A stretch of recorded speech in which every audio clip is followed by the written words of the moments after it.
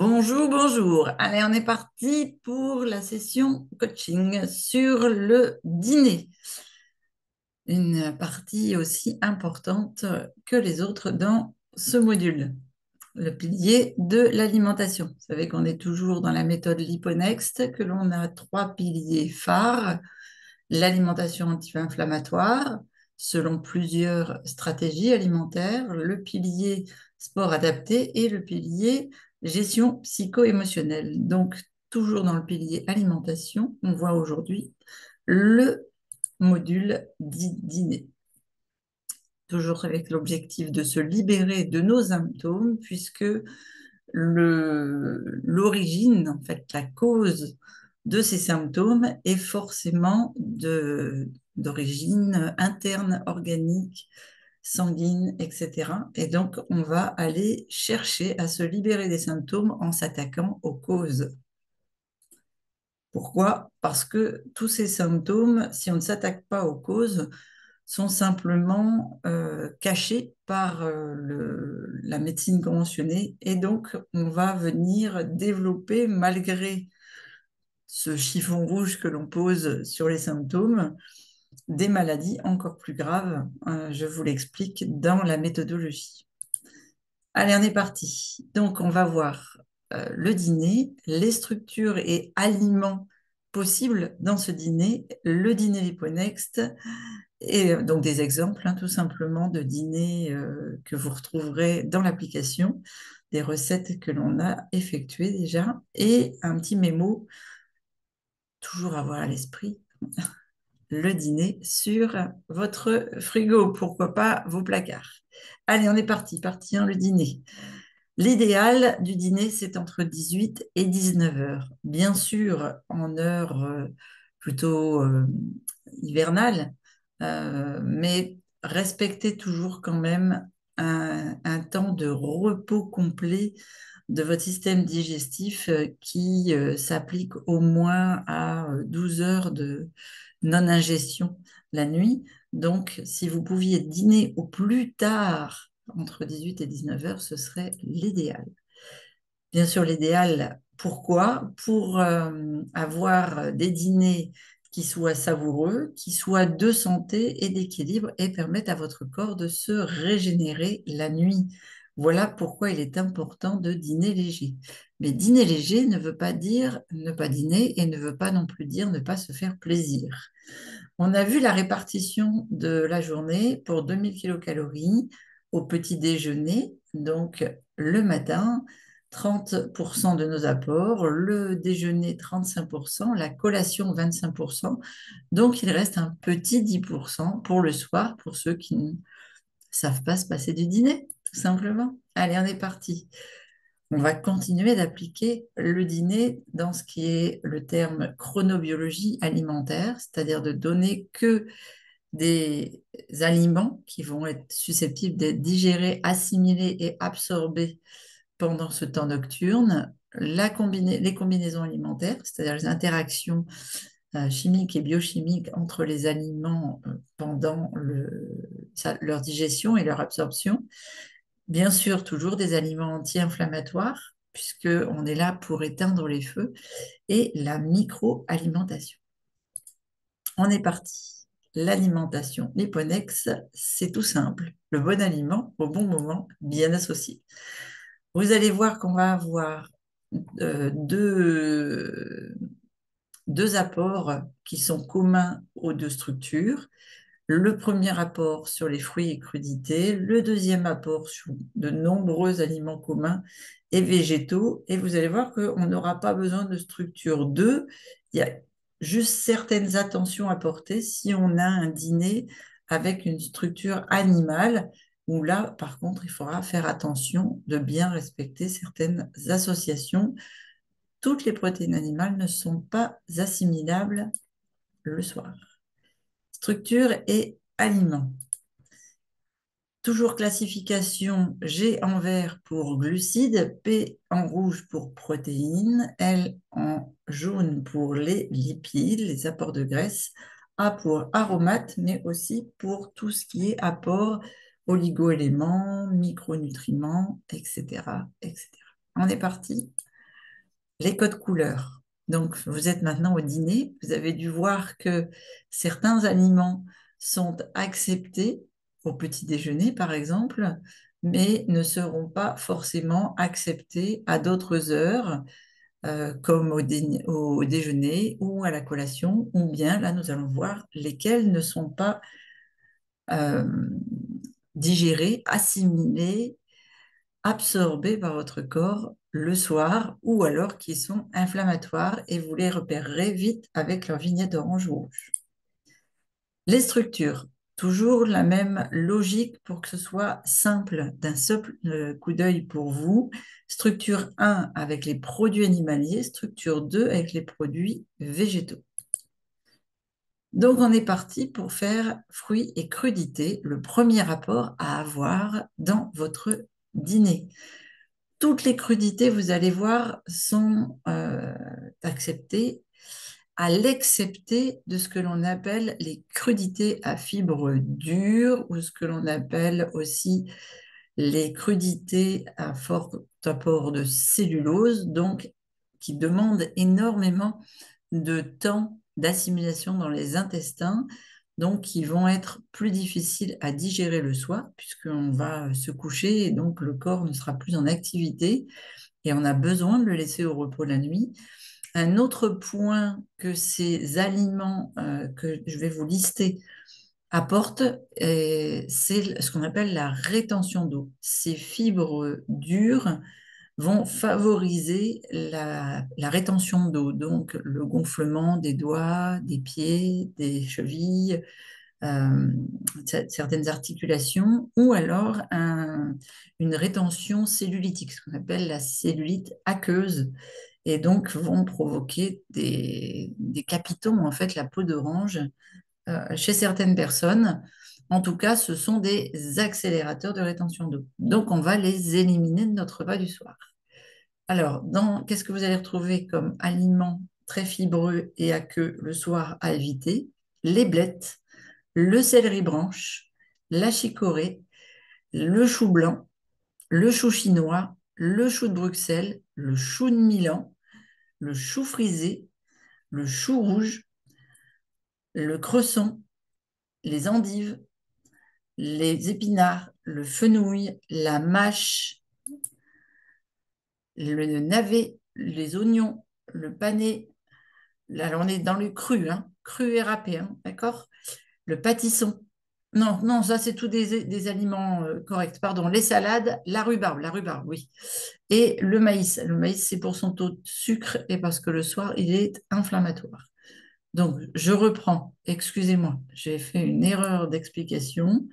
Donc, tout ce qui est salade crue le soir provoque la rétention d'eau. Donc, ici, c'est tout bon, c'est tout en vert. Ok, super.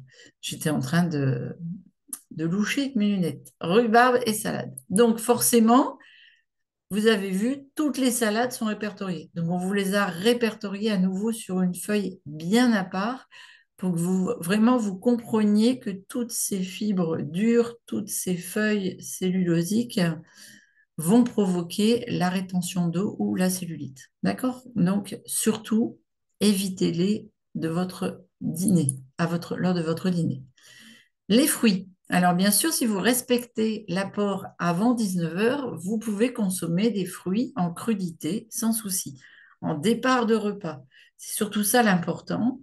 On a à nouveau flashé les agrumes, citron, clémentine, kumquat. Vous allez voir après lime, les oranges, les clémentines, le pamplemousse, les pamplemousses, il y en a plusieurs variétés, les pomelos, etc. Tous les autres fruits, tant qu'il n'est pas 19 heures, vous pouvez les consommer en entrée, en crudité, sans souci. Les agrumes que vous avez là, je vous les ai mis en orange juste avant, tout simplement pour vous rappeler que si vous consommez lors de votre dîner des agrumes pour démarrer ce dîner, il est important de respecter la règle des 20 minutes d'écart entre l'ingestion de vos agrumes, qui ont un pH très acide et donc vont accentuer l'acidité de votre estomac, à une première digestion pour que le pH de votre estomac remonte un petit peu avant que vous mettiez un autre aliment. C'est simplement cette règle des 20 minutes avant de consommer autre chose qui est important. Maintenant, les agrumes, comme tous les autres fruits, ce sont des acides, donc ils peuvent être mélangés. On peut, pourquoi pas, 20 minutes avant le repas, manger une salade de fruits avec de l'ananas, de la grenade des oranges et des clémentines, se faire une belle salade. Mais ce sera les acides agrumes qui vont prédominer sur leur ingestion, sur la chronobiologie, et donc respecter les 20 minutes avant de consommer toute autre chose. Dans les fruits, évitez, éliminez même les fruits séchés le soir, qui sont un apport de sucre très important et vont donc accentuer l'effet rétention d'eau. Idem pour les fruits en conserve. Évitez les jus de fruits, qui, vous allez le voir juste après, comme les soupes, sont à éviter le soir, puisqu'ils provoquent justement cette rétention, et les fruits confits, avec un apport en sucre beaucoup trop important. Les consommer avant 19h, c'est primordial. En début de repas, c'est aussi primordial. Privilégier les fruits qui sont frais, de saison et biologiques. Pourquoi de saison? Parce qu'ils vous apporteront forcément les bonnes vitamines et les bons micronutriments dont vous avez besoin à ce moment-là. Encore plus quand ils sont de saison et locaux. Mais même si vous prenez des fruits exotiques, si vous respectez la saisonnalité, vous allez voir que vous allez apporter les bonnes vitamines au bon moment pour votre corps. Vous n'êtes pas obligé de cuisiner des recettes hyper compliquées. Vous pouvez vous faire un dîner très simple avec des petits radis à la croque, des bâtons de légumes ou bien une assiette de fruits mélangés. Alors, vous voyez, dans cette assiette de fruits-là, on a des oranges, des clémentines. Alors, ça ne va pas trop avec les fraises normalement. Ce n'est pas vraiment une assiette hyper, hyper de saison. Euh, Mangue, clémentine, kiwi, orange, ça oui. Le raisin, c'est vraiment la fin des fins quand on a ce mois de novembre-décembre là pour ces fruits-là. Et alors les fraises, elles sont plus du tout de saison à cette époque, hein. Donc vous avez vu, on a juste associé les fruits pour que vous ayez un maximum de fruits. C'est pas c'est une assiette montée de toutes pièces. Les fruits peuvent se mélanger, mais comme il y a des agrumes, on est obligé de respecter les 20 minutes avant absorption. Ensuite, les aliments communs. Donc, en fait, si vous faites juste fruits et aliments communs, vous aurez un dîner équilibré. On va voir la structure animale après, si vous avez envie d'ajouter. Les légumes cuits. Donc, les légumes cuits suivent la même procédure que les crudités. Évitez les fibres dures à cause de leur forte teneur en cellulose non digeste et qui va provoquer la rétention d'eau dans votre corps. Les artichauts, les asperges, les blettes, les brocolis, les cardes, les céleri branches, le chou frisé, le chou de Milan, le chou de Bruxelles, le chou chinois, le chou vert, la chicorée, le romanesco, le chou rouge, le cœur de palmier. Et on va continuer. Le cresson, les épinards, les endives, le fenouil, les haricots verts, la mâche, le maïs, parce qu'il est inflammatoire le soir, les pois mange-tout, notamment pour leur enveloppe, les poireaux, les salsifis, les salades et la rhubarbe. Cuite, et elle réagit exactement de la même façon que crue. Donc, vous allez limiter les légumes acidifiants comme tout ce qui est tomate, oseille, rhubarbe, choucroute, légumes vinaigrés le soir. C'est très important. Sinon, vous allez acidifier et surtout enflammer votre corps pour la nuit et vous allez avoir des réveils nocturnes à 4 heures du matin ou à 1 heure du matin. Évitez les conserves métalliques pour la même raison. Les légumes préparés avec des additifs ou beaucoup de sel, parce que là, vous allez aussi favoriser la rétention. Pas de friture le soir, on a très peu de lipase, on ne peut pas assimiler les graisses le soir. Privilégiez les légumes crus en début de repas, sauf ceux à fibres dures, notamment tout ce qui est salade. Dans votre tête, quand vous cassez le légume, si vous voyez les fibres, c'est que c'est un légume à fibres dures. Par exemple, on a mis chou-fleur et romanesco. C'est pas tant pour la fleur, c'est surtout pour les feuilles que l'on consomme, bien sûr, et qui, eux, sont à fibres très dures. D'accord? Aussi bien cru que cuit. Consommer des veloutés maison plutôt que des soupes. La soupe, c'est beaucoup trop liquide, beaucoup trop d'apports. Les bouillons, pareil, pas de bouillon le soir, hein, surtout. Donc, des veloutés aussi épais qu'une purée presque. Attention cependant de ne pas y mettre des légumes à farine. Donc les pommes de terre, euh, il y en a qui mettent parfois des céréales dans leur soupe, c'est pareil, hein, pas du tout le soir, hein. Attention, pommes de terre, patates douces, etc. Voilà, favoriser les légumes sous frais, ça c'est pour avoir un bon sommeil. Euh, Notamment les légumes sous frais de la famille de certains crucifères qui offrent de multiples vertus pour votre santé. Lorsqu'on les consomme cuits lors du repas du soir, ça va vous apporter des vertus. Alors, bien sûr, de par leur richesse en nutriments, puisque ce sont des légumes qui sont chargés de vitamines comme la vitamine C, la vitamine K. Donc, rappelez-vous, plus vous allez cuire à haute température, moins il y aura de vitamine C dans ces aliments-là. Par contre, ce sont des aliments qui en contiennent beaucoup de minéraux comme potassium et calcium. Ce sont des aliments qui, consommés le soir, vont favoriser votre calcification osseuse, c'est-à-dire que vos cellules pourront se nourrir du calcium pour renforcer votre structure osseuse. Donc c'est très intéressant pour les enfants qui sont en croissance, c'est très intéressant pour les mamans enceintes pour favoriser la croissance de leur bébé, notamment les 3 derniers mois, pour rendre leurs os bien solides, avoir des beaux cheveux, des beaux ongles. Mais c'est aussi très, très intéressant pour euh, les, les hommes et les femmes qui arrivent après 60 ans et qui, ou proches de leurs 60 ans et qui ont tendance à avoir de la décalcification. La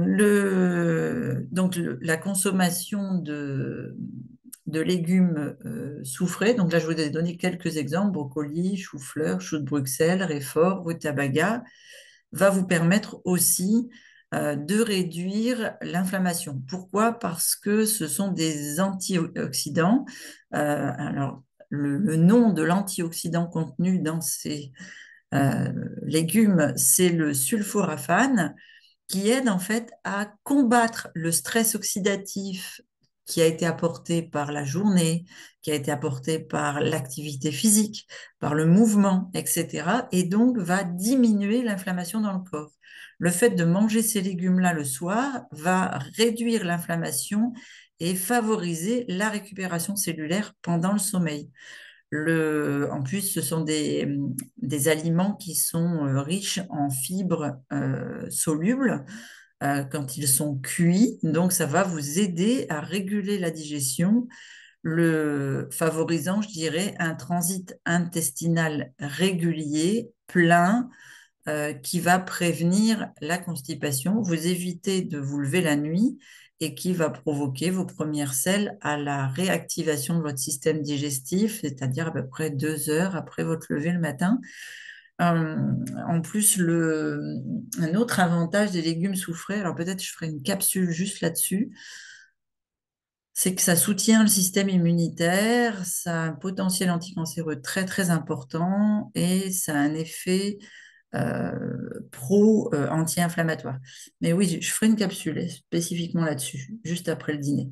Privilégier les légumes frais, de saison, biologiques et bien sûr les cuissons douces, c'est-à-dire cuisson à la vapeur, cuisson rôtie ou cuisson déshydratée.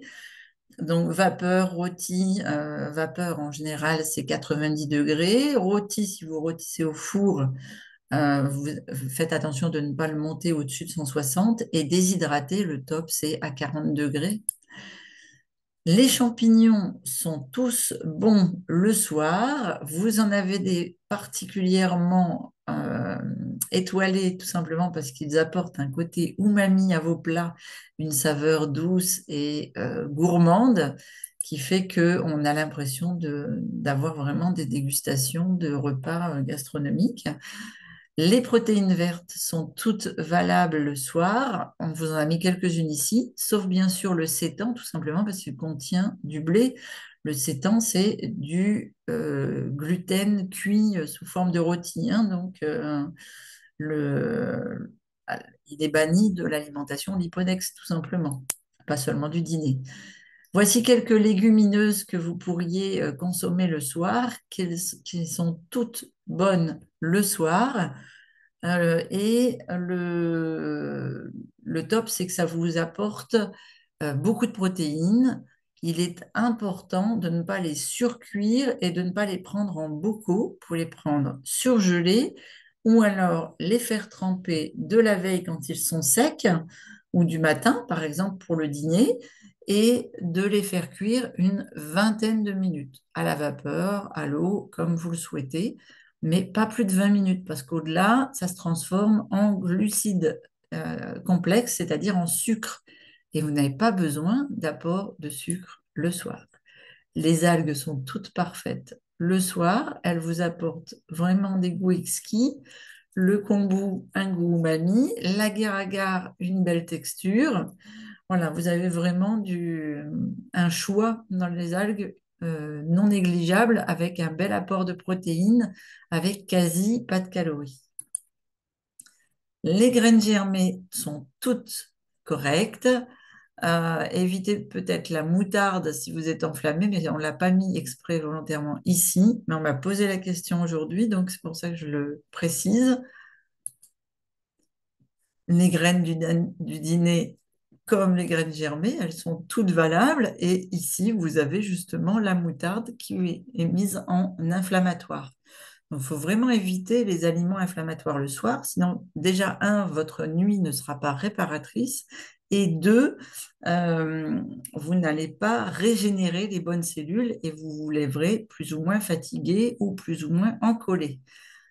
On rappelle sur certaines graines que l'on a fait aussi dans l'explication du module, les graines de chia, les graines de lin, les graines de sésame sont des graines à moudre parce que vous n'avez pas de jabot, donc vous n'avez pas de petits cailloux dans un premier estomac.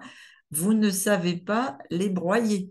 Donc, si vous voulez les assimiler pour leur vertu, par exemple en oméga 3 pour les graines de chia ou les graines de lin, leur vertu en calcium pour le sésame, ou le nigel, eh bien, vous pouvez les broyer.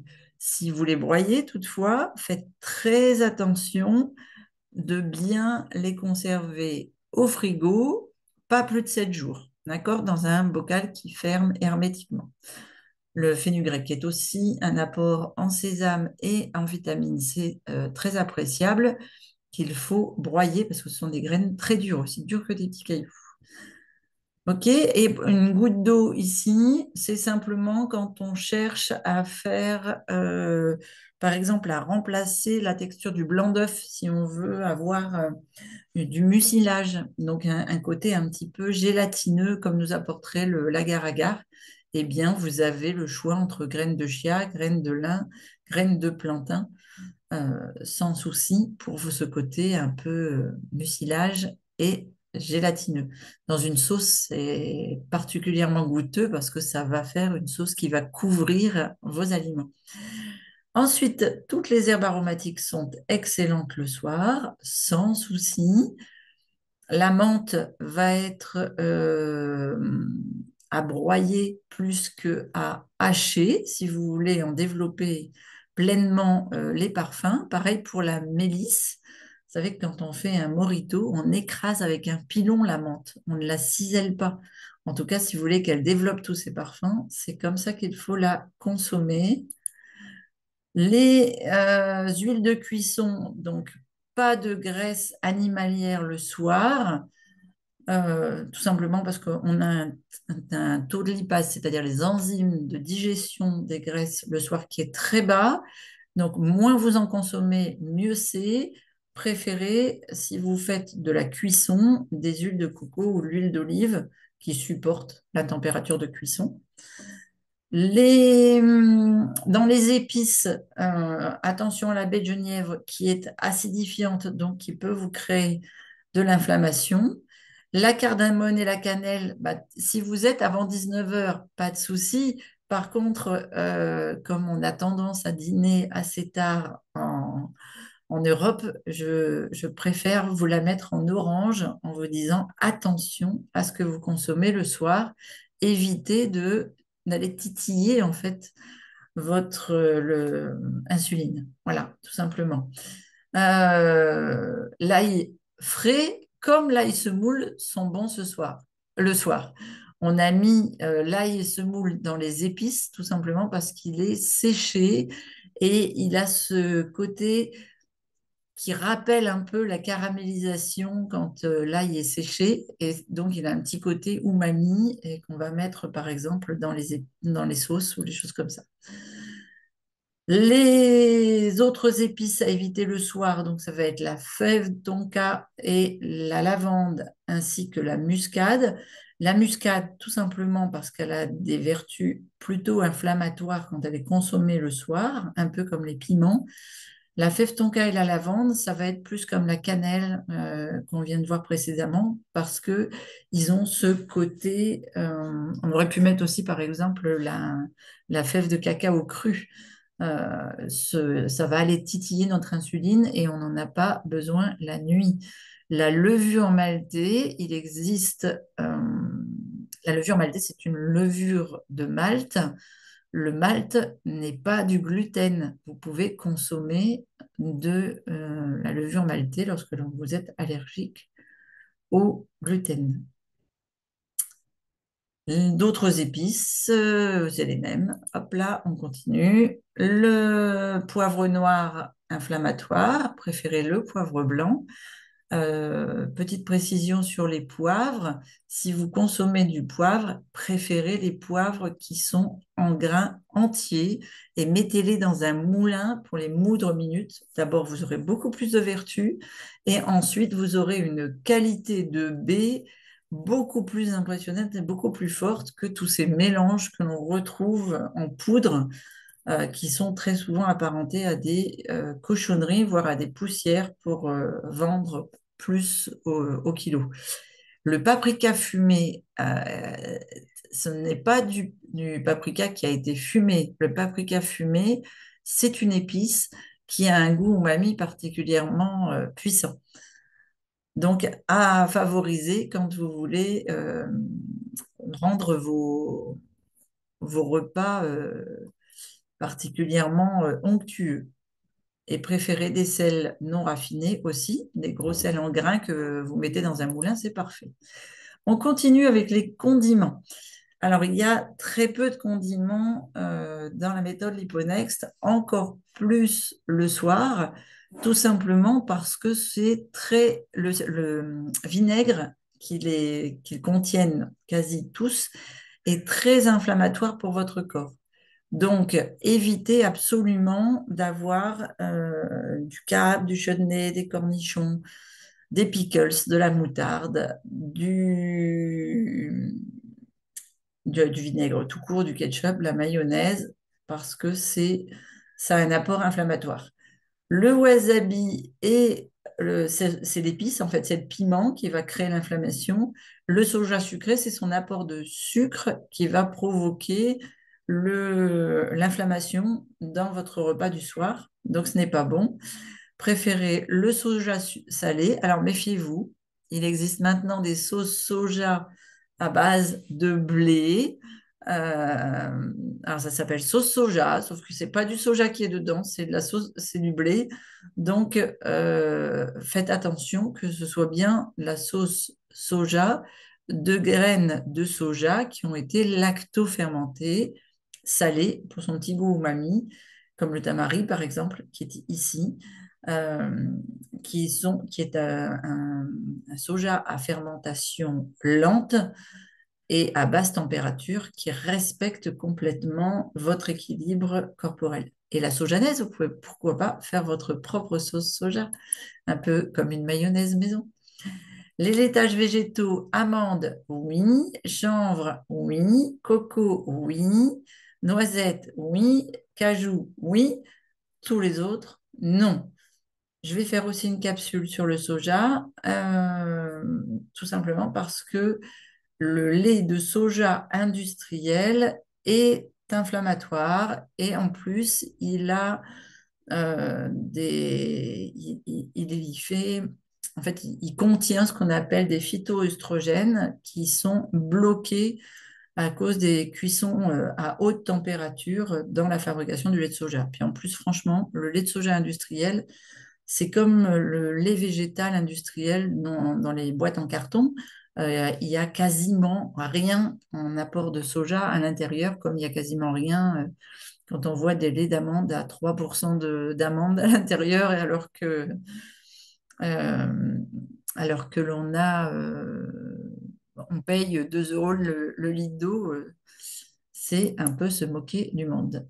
Voilà, donc là, vous avez un dîner équilibré, parfaitement. Maintenant, vous allez avoir des soirées où vous avez envie d'apporter un petit peu de produits animaliers.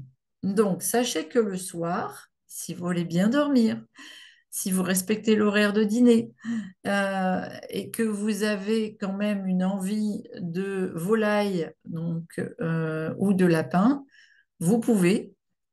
Les autres viandes ne seront pas digérées, ne seront pas digestes, ne seront pas absorbées et vont créer un blocage de reconstitution nocturne et donc vous aurez une nuit qui ne sera pas réparatrice, qui en plus sera très fatigante pour votre corps et se répercutera sur les journées qui suivent.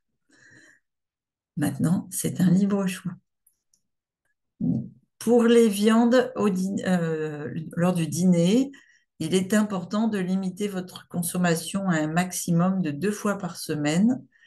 En termes de consommation sur la journée, je précise bien en termes de consommation maximum sur la journée, c'est-à-dire que si vous en avez déjà mangé le midi, faites attention de bien prendre votre taille en hauteur au maximum, moins 40 grammes. Par exemple, vous mesurez 1,70 m, ça fait 170 grammes moins 40, maximum 130 grammes de viande sur la journée. Privilégiez les filets de viande blanche comme le poulet, la dinde, le veau ou le lapin. Dans les poissons, alors on vous les a classifiés par ordre de pollution. Sinon, les poissons à privilégier le soir sont plutôt les poissons non gras comme le cabillaud, le colin, le merlan, la sole. Tous les autres sont consommables le matin parce que c'est des apports en gras. Mais je vous le répète, et je l'aurais dit plusieurs fois dans ce module sur le dîner, le soir, notre taux de lipase, c'est-à-dire d'enzymes digestives des corps gras, est très bas. Donc, préférez des poissons qui sont vraiment très très faibles en apport de gras. Les fruits de mer, vous pouvez y aller autant que vous voulez. Faites attention toutefois si vous mangez des produits d'élevage courant, parce que c'est souvent très pollué. Donc, on en revient à la pollution de tout à l'heure. Pas d'œufs le soir. Si vraiment vous mangez un cake ou quelque chose comme ça, parce que vous êtes de sortie, vous êtes en voyage, vous êtes invité, et faites attention que vous utilisez bien le blanc de l'œuf dans, par exemple, pour faire monter un gâteau, et pas le jaune. Le jaune cuit dur le soir va vous faire des montées de tension, va vous faire du cholestérol. Donc, vraiment à éviter. Pas d'omelette le soir. Donc, s'il y a consommation de blanc d'œuf, toujours des œufs vivants, de poules vivant en plein air, bio, non parqués, pouvant consommer aussi bien des insectes que de l'herbe, des cailloux, etc. Un petit clin d'œil, puisqu'on est pour le dîner, il y a des personnes qui ont du mal à dormir des nuits complètes. Voici un petit cadeau de quelques aliments qui vont favoriser votre sommeil nocturne. Donc, dans les protéines animales, dinde, poulet, poisson. Dans les céréales, l'avoine sans gluten et le riz noir, sachant que je ne suis pas favorable à un apport céréalier le soir, hein, on a bien vu, mais bon, exceptionnellement, s'il y a des céréales à apporter, euh, le, ce sont les deux seuls qui sont corrects. Dans les graines, la graine de tournesol, la graine de courge, la graine de sésame. Le, les légumineuses, alors dans les légumineuses, là, vous pouvez y aller. C'est vraiment un aliment chouchou à consommer le soir. Le, donc, le soja, que ce soit du soja vert, si par exemple vous faites des pousses de soja, ou bien des tofus, mais vous pouvez aussi consommer du tempeh, pourquoi pas, des pois chiches sous forme de pois chiches ou bien comment on appelle ça, donc de la légumineuse elle-même, germée ou bien cuite une vingtaine de minutes, mais ça peut être aussi sous forme de kung-fu, c'est-à-dire que vous cuisinez vous-même pour faire des fromages de légumineuses, les lentilles, les haricots, pareil. Le cacao cru, donc vous avez bien compris, à condition que le dîner soit pris avant 19 heures, va favoriser l'endormissement, comme la banane, et la spiruline peut aussi favoriser le sommeil. Alors, en fait, qu'est-ce qui va favoriser le sommeil dans ces aliments? Eh bien, en fait, c'est leurs effets sur le corps et le cerveau. Dans l'alimentation, on a ce qu'on appelle une hormone qui s'appelle la mélatonine. Certains aliments contiennent naturellement de la mélatonine. Tout à l'heure, on a vu les herbes. Vous pouvez, par exemple, consommer de la racine de valériane qui va favoriser la montée de la mélatonine. Donc, la mélatonine, c'est une hormone qui vient réguler le cycle veille-sommeil. Elle grimpe donc le soir. Si vous évitez les écrans, c'est pareil, vous la laisserez monter comme il faut. Le... Quand on en sera en période du mois de juin, vous aurez des cerises, en particulier les cerises aigres, sont une très très bonne source de mélatonine. Elles contiennent naturellement de la mélatonine. Quand vous allez vous promener le long des berges, souvent il y a ce qu'on appelle des tout petits cerisiers ou des merisiers avec des toutes petites cerises aigres. Eh bien, si vous en consommez quelques-unes qui se sont gorgées du soleil de la journée sur votre balade digestive du soir, eh bien, vous allez pouvoir avoir un bon endormissement. Alors attention, qui dit cerise dit fruit, donc avant 19 heures. Ne faites pas ça à 22 ou 23 heures, d'accord? Un autre avantage que ces aliments contiennent, c'est un acide aminé qui est un précurseur de la sérotonine et de la mélatonine qu'on appelle le tryptophane.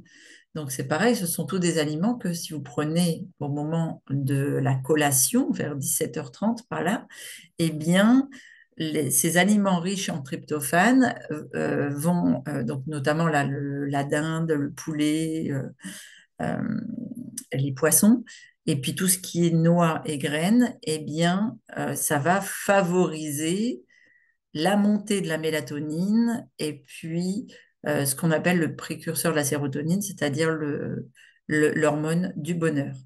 Et ce sont tous des aliments qui sont relaxants. Pourquoi? Parce qu'ils contiennent euh, du magnésium, du calcium, de la vitamine B6 qui, elle, va venir en interaction parce qu'elle est nécessaire dans la conversion du tryptophane en mélatonine. Vous voyez ce qu'on disait tout à l'heure. Euh, le, tout ce qui est... en fait, ce sont de toutes des plantes qui ont un effet relaxant sur le corps, qui aident à améliorer la qualité du sommeil et qui vont venir soulager le foie et certains émonctoires dans leur travail nocturne.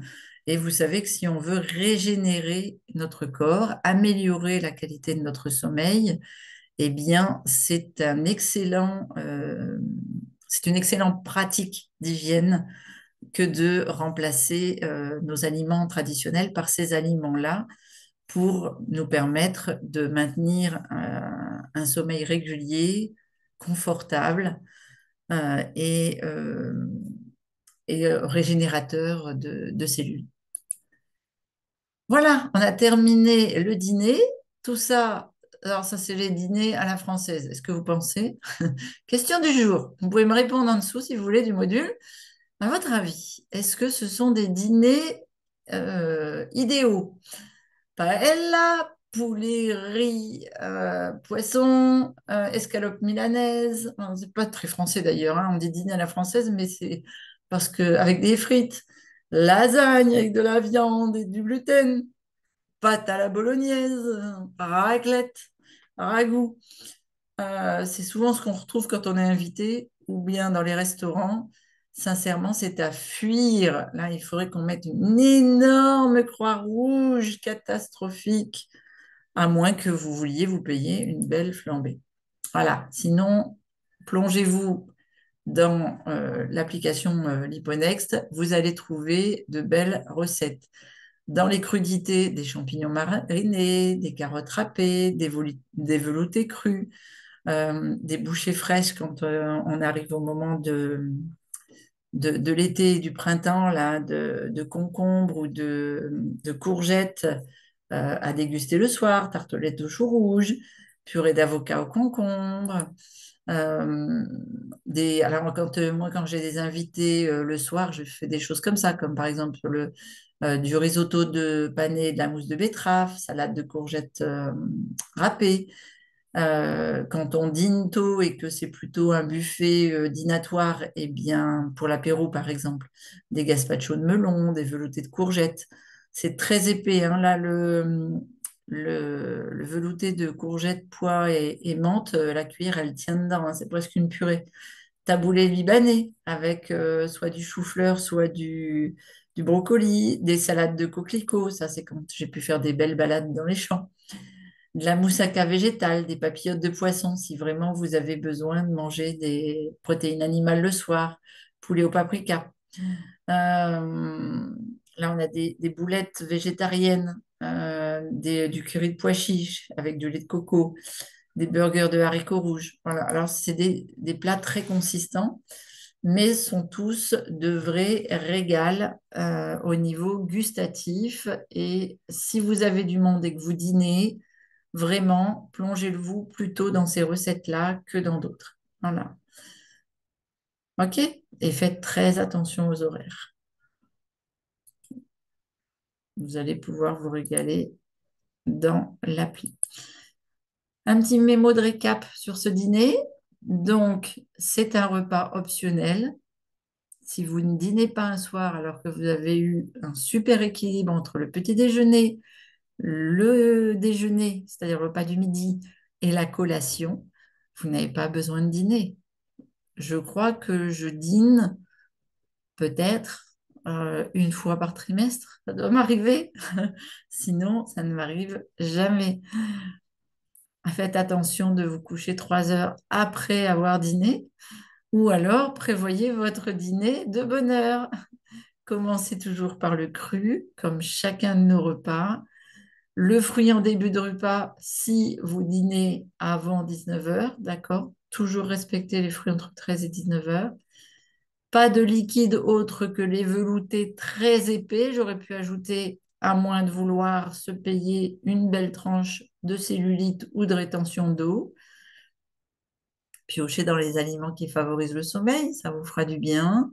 Attention aux aliments acidifiants, à moins de vouloir vous taper une belle montée hormonale ou bien des chaleurs nocturnes. Limitez le gras en apport extérieur aux aliments. C'est-à-dire, si vous avez envie de manger un avocat et qu'il contient des bonnes graisses, c'est pas un souci, mais évitez d'avoir un apport extérieur, pas d'œufs, limitez les protéines animales. Vraiment, c'est pas le moment. Préférez-les le midi ou à la collation. Pas de produits laitiers animaliers et cuisson douce et courte. Nous vous remercions pour ce super atelier avec Pauline et on vous retrouvera dans le prochain module. Excellente continuation.